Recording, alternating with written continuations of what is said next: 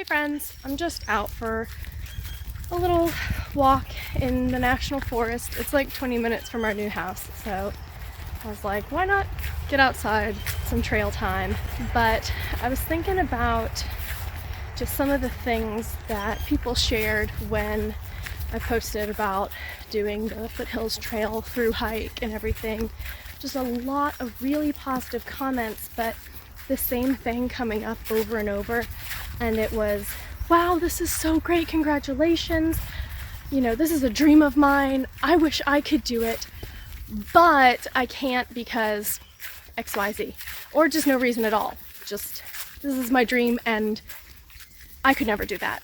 And I know there are people who just because of whatever medical or physical complications, they just can't, you know, through hike the whole trail in one go. But I think for the people who don't have those kind of things holding them back, it's more of they don't really know where to start. The planning and the logistics and all of the unknowns and what ifs are like so overwhelming that it seems like, well, I just can't do it.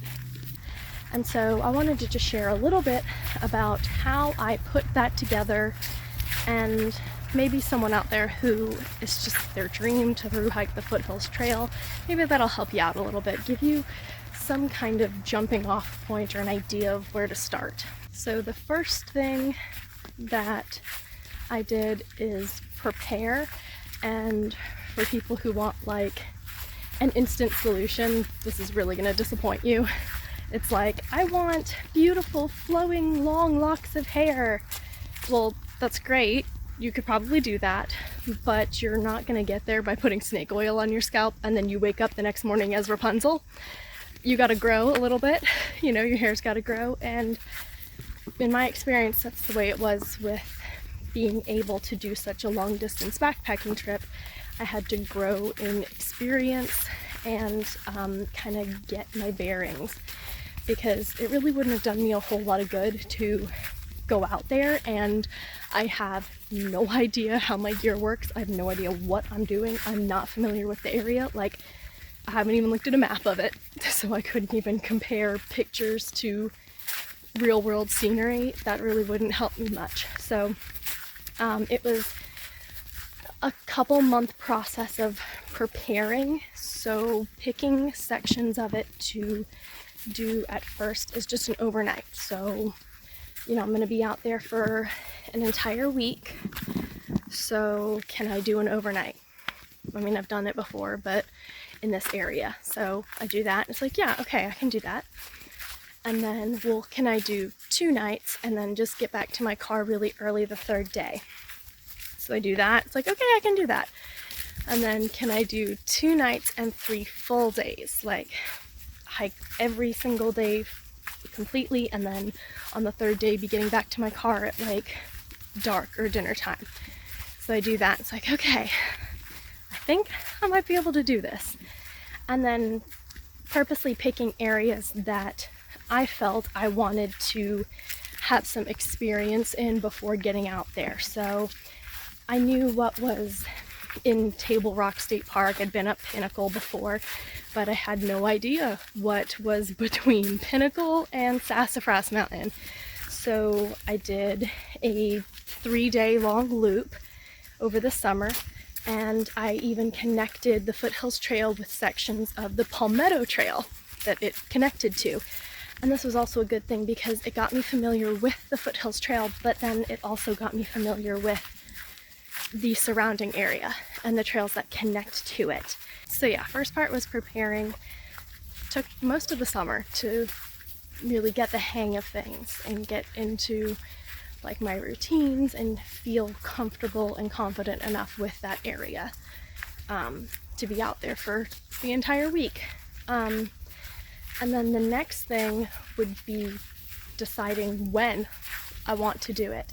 So I backpacked most of the summer, and that was brutal. So I knew I did not want to be doing that. My husband and I did a overnight section, just the Laurel Fork Falls, that area, in late March. and that was pretty good. The temperatures were comfortable enough where you could wear like a tank top or a t-shirt and shorts during the day, and then you'd need a little bit of a warmer sleeping bag because it'd get a little chilly at night, maybe like a good base layer. And so I said, well, fall's coming up. If I can find the time, that would be pretty perfect. 70s during the day and a chance of it being in like the high 30s and mid 40s at night. And I got the opportunity to do it, and so that was perfect. Just knowing what time of year would be good. I don't do well with cold, so I knew that winter would definitely be out for me. Kind of like picking a season that would set me up for the best chance of success to hike it all the way through. And then I guess the third part was deciding, I don't know how many parts, just going step by step. But I guess thirdly would be deciding which way I want to go.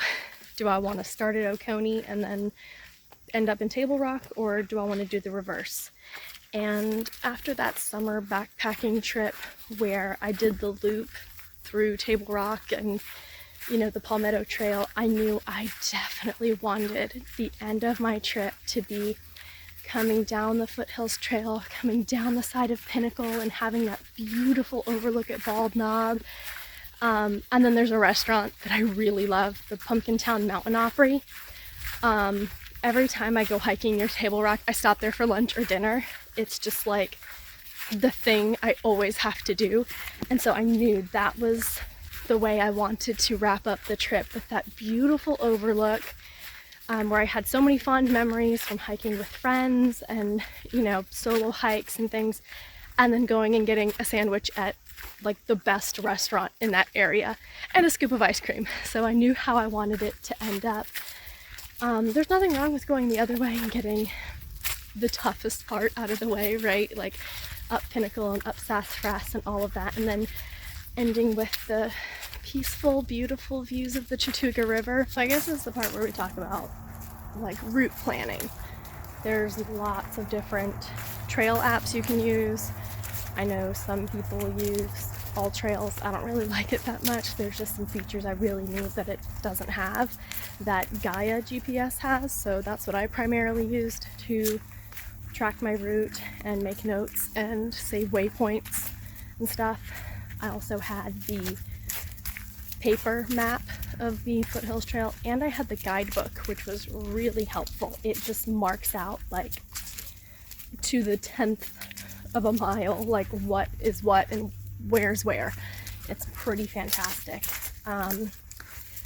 So I used both of those tools, and then of course had my paper map as a backup, because the paper map won't run out of batteries, and if you know how to use it, then you're in good shape.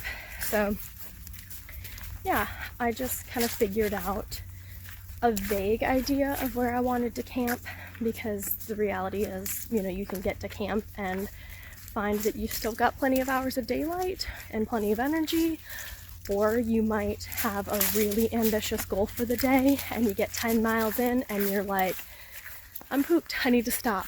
So, just marking and having a general plan and general backup plan of where I would like to try to camp at the end of each day.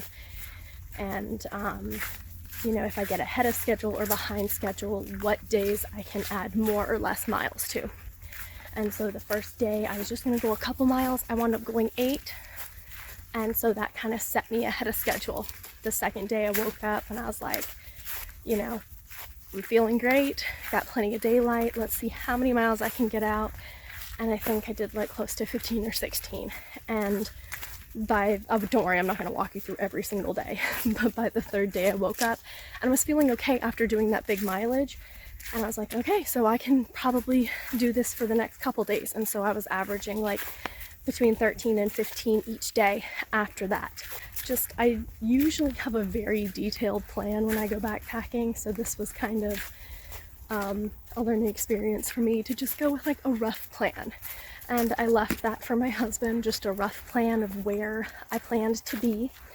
And while most of the trail does not have cell service, there was a couple spots where I would take my phone out of airplane mode and look and say, okay, cool, up on this ridge I've got, you know, a couple bars. Let me try and send out a text, check in, say I'm okay, say if I'm on schedule with my plan or not, and just kind of going with the flow with it. And for me, that worked really well. And I wound up being ahead of schedule for the first part of the week. And then I was able to take it a little bit slower for the end of the week and really take my time on the last day. I think this is the last thing to really say as far as planning. I'm sure I'll think up more things to talk about and share as far as the process of, you know, putting together this through hike and stories and things that I remember that happened along the way. But the very last thing was probably the one that was most intimidating to me, and that was scheduling transportation and the logistics of that. So, you know, you can leave your car at the end point and get a ride to the start point, or you could drive yourself to the start point and then get your shuttle ride back to where you began. I think it's kind of up to everybody how they want to do it. I can see the positives and negatives of both. So if you think you may need to turn around, it is good to have your car right at the start point. You turn around, you make it back to your car. Okay, we'll try again another time. But for me, I definitely wanted to be on my own schedule finishing up the trail, and then, you know, when I get to my car, it's there. I've got a bag of clean clothes to change into. I've got a jug of fresh water, so if I want to take a bath under my poncho at the trailhead or something silly like that, you know, I can kind of clean up a little bit before I go get my sandwich and all of that. And if you go on the Foothills Trail website, they've got the list of emails and phone numbers for volunteer shuttle drivers. And I was able to get in connection with Taz. He is just the best. Like, I can't stop singing his praises. He's like the unofficial tour guide. Like, he knows all the stuff, and he's just great. And something that I'm gonna kind of preach at you about if you do choose to use a shuttle is make sure you compensate your shuttle drivers fairly, and be overly generous, because they are volunteers. They are taking the time out of their day to help get you from point A to point B, and they deserve to be fairly compensated for their time, their energy, their efforts that they are extending to you, essentially a total stranger, but because they love the community and they just love the trail, they do it. So it's so important to make sure that you fairly compensate your shuttle driver. It's not free, okay?